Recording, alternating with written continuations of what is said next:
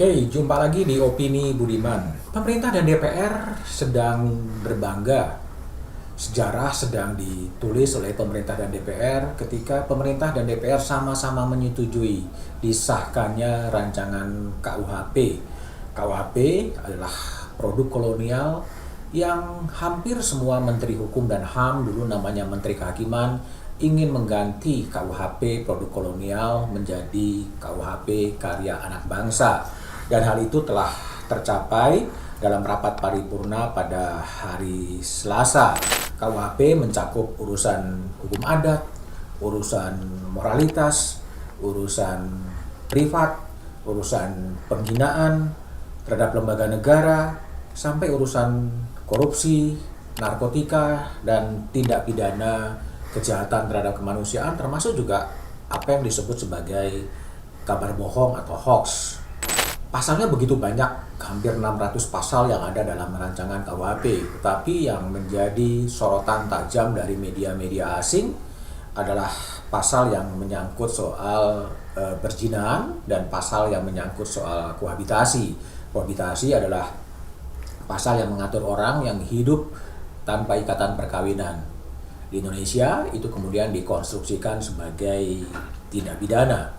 Duta Besar Amerika Serikat di Jakarta, Sung Kim, menyebut pasal dalam KUHP khususnya adalah pasal soal perzinahan dan kohabitasi berpotensi mengurangi investasi dan datangnya turis ke Indonesia. Sejumlah media asing memang menyoroti secara tajam pasal soal hubungan seks di luar pernikahan atau dalam bahasa pasarannya disebut kumpul kebo. The New York Times menulis KUHP baru dinilai mencampuri urusan privat warga. Indonesia telah lama dikenal sebagai negara yang toleran dan terdepan dalam membangun reformasi demokrasi di Asia.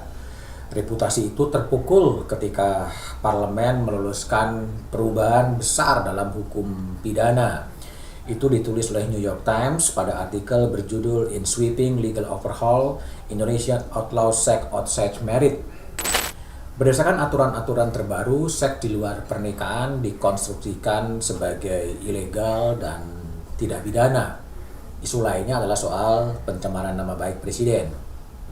Media ekonomi The Wall Street Journal juga menyoroti kasus ini dan menyebut Indonesia semakin konservatif dalam artikel berjudul Indonesian Ban Sex Outside Marriage. Banyak media asing mulai dari New York Times, BBC, Time, The Australian Wall Street Journal, hingga Al Jazeera ramai-ramai menyoroti KUHP baru di Indonesia. Banyak pasal dalam KUHP yang sebenarnya baik, lebih akomodatif, namun intervensi negara dalam urusan privat inilah yang menjadi bulan-bulanan dari media asing. Negara dianggap terlalu jauh mengintervensi kehidupan privat. Memang ketika saya berbicara dengan Menteri Hukum dan Hak Asasi Manusia, Profesor Dr. Edward Omar Syarif Hirai, dia mengatakan bahwa polarisasi dalam tubuh tim ahli pun sangat tajam ketika tim penyusun berdialog dengan kelompok-kelompok masyarakat di berbagai provinsi.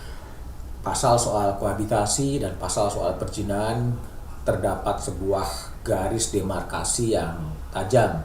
Satu kelompok menginginkan agar pasal itu kemudian dihilangkan karena itu sebagai hak privat dari warga negara, tapi ada kelompok lain yang secara diametral mengatakan bahwa pasal itu harus ada karena bertentangan dengan nilai-nilai moral dari bangsa Indonesia.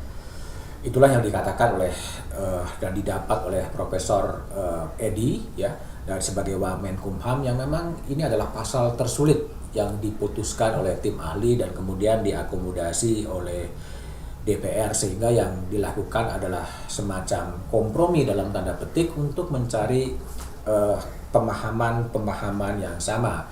Pasal dalam kohabitasi maupun pasal soal seks di luar pernikahan itu adalah pasal-pasal kompromi agar KUHP ini bisa diloloskan. Komprominya di mana? Komprominya adalah itu menjadi delik aduan. Delik aduan yang bisa mengadukan adalah suami atau istri dan juga orang tua atau anak untuk kohabitasi.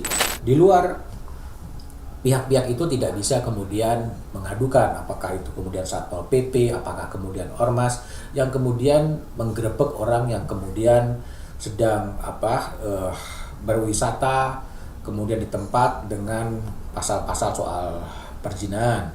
Masalahnya kemudian adalah ini telah menjadi sasaran kritik dari media-media asing. Saatnya pemerintah kemudian harus bisa menjelaskan secara terbuka bahwa sebetulnya ada upaya-upaya untuk berkompromi dalam pasal itu dengan menjadikan itu sebagai delik aduan. Perda-perda yang mengatur soal bagaimana ormas-ormas bisa melakukan sweeping, melakukan operasi itu ditiadakan.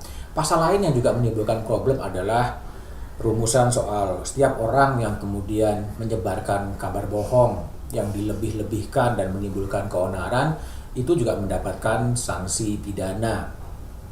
Itu dikhawatirkan bisa mengancam pers, mengancam kebebasan pers, karena pertanyaannya kemudian siapa yang bisa mengkonstruksikan sebuah berita itu bohong, sebuah berita itu dilebih-lebihkan, otoritas siapa, apakah itu polisi, apakah itu jaksa, apakah itu hakim, apakah itu dewan pers. Hal demikian masih menimbulkan problematika di kalangan pers, khususnya yang berpandangan soal kebebasan untuk menyampaikan pendapat.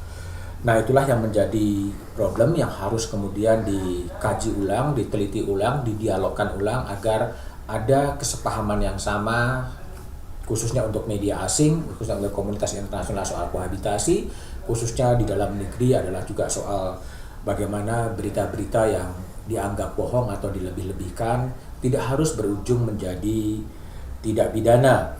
Dari subjek hukum, setiap orang bisa saja menyentuh media massa, tapi kemudian siapa yang akan dijerat ketika ada sebuah berita yang dianggap bohong?